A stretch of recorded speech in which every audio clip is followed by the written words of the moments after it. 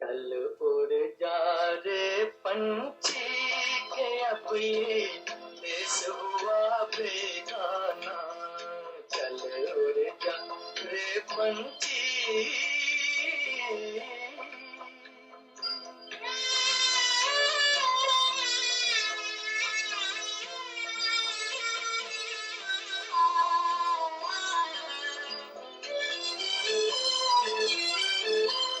भूल जा अब वो मस्त हवा वो उड़ना डाली डाली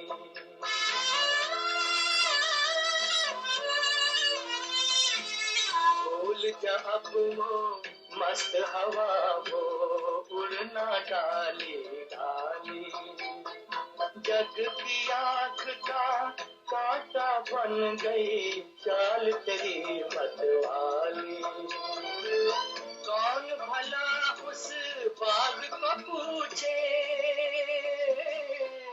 कौन भला उस बाग को पूछे होना जिसका माली तेरी किस्मत में लिखा है जीते जी मर जाना चल उड़ जा बस this is what exactly is a sacrifice.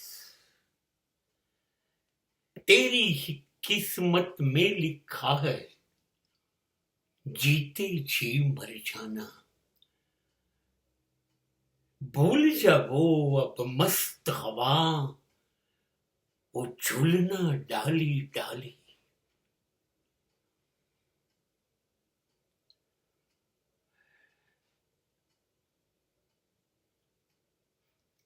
બલિદાન જે છે ને ત્યાગ છે ને અદ્ભુત વસ્તુ છે ખામોશ ચૂપચાપ જીવતા જીવ સમાધિ બની જવાનું પાવયા બની જવાનું કામ એ બલિદાન છે વળતર શૂન્ય હું એક ફિલ્મ જોઈ રહેલો જેમાં મા બાપ મૃત્યુ પામે છે ને મોટી બેન નાના બે ભાઈ બે બહેનોને ઉછેરીને મોટા બનાવે છે નોકરી કરીને પરણાવે છે અને સ્થિર કરે છે એ ઘટનાની અંદર પોતે કુંવારી રહી જાય છે બધા પોતાની જિંદગી લઈને બેસી જાય છે સ્થિર થઈ જાય છે સુખી થઈ જાય છે પણ બહેનનો બાળપણનો યુવાનીનો એક મિત્ર છે એ નથી પરણતો કે તું આટલો બધું સમાજ માટે કરે છે ને હું જિંદગીનું સુખ નહીં ભોગવું હું તને જોયા કરીશ હવે બધી જવાબદારી પૂરી થાય છે ને ત્યારે મિત્ર આવે છે ચાલ ને હવે તો બેસીને ક્યાં કોફી પીએ બધા તો સ્થિર થઈ ગયા બધા પક્ષીઓના પોતાના વૃક્ષમાં માળા થઈ ગયા ડાળીઓ પર ઝૂલતા થઈ ગયા તું ક્યારે ટવકા કરીશ અને ત્યારે બેયને એવું થાય છે હા ચાલ ટવકા કરીએ વૃતત્વની અવસ્થામાં બે જણા ક્યારેક મળે છે વાતો કરે છે કોફી પીવે છે હસે છે અને 5 ભાઈ બહેનોથી ખમાતું નથી તું આ ઉંમરે શું કરે છે તું આ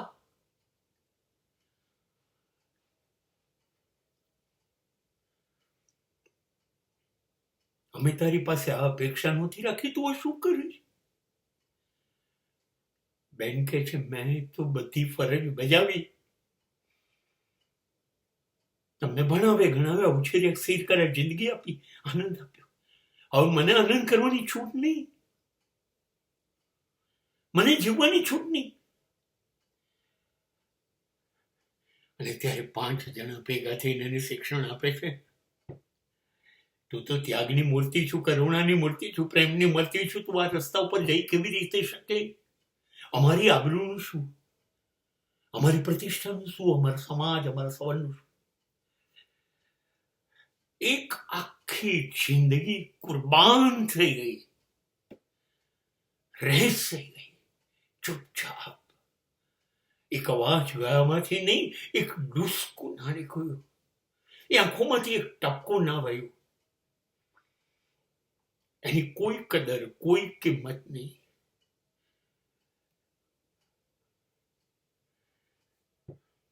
આ બલિદાન જે છે એ સેક્રિફાઈસ છે, એ ત્યાગ છે. અને આ તો છે ને ઈશ્વરીય તત્વ જ કરી શકે. રામ જ સીતાને છોડીને જીવી શકે, મહાવીર અને બુદ્ધ સામ્રાજ્ય છોડી શકે. આ ત્યાગની અદ્ભુત મૂર્તિઓ છે. આવા માણસો સમાજમાં છે. હા, શોધી નાખો. એ પોતાની જિંદગીને સળગાવી દે.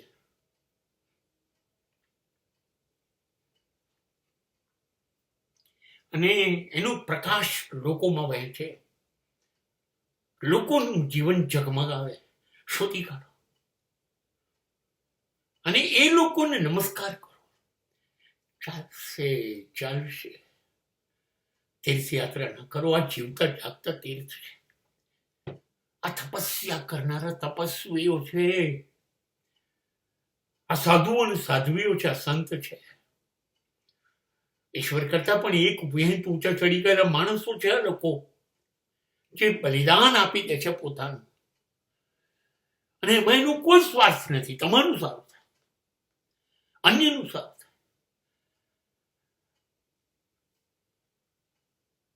એને સુખ મળે છે, સંતોષ મળે છે, એને હાશકારો થાય છે. એની અટક ગમે તે હોય, પણ એનું નામ, એની અટક હાશ કરી દેવી જોઈએ. એની અંદર એક દિવ્ય સંતોષ હોય છે.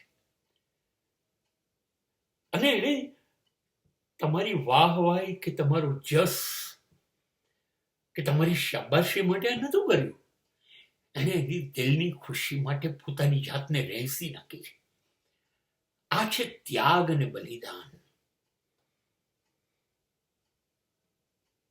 આજે ધરતીના ધમકારની અંદર અંધકારમાં જ્યારે બી રહેશે જાય છે ને, ત્યારે વટવૃક્ષ બને છે. એ બીનું બલિદાન છે.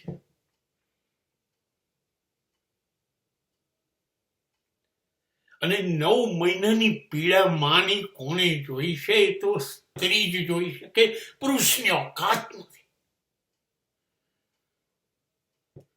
એ જે 9 મહિના પીડા ભોગવે છે, 9 મહિના, એ બલિદાન છે એનું. એક નવો જીવ પૃથ્વી પર આવે. હવે એને માં કહેવાય, એ માં.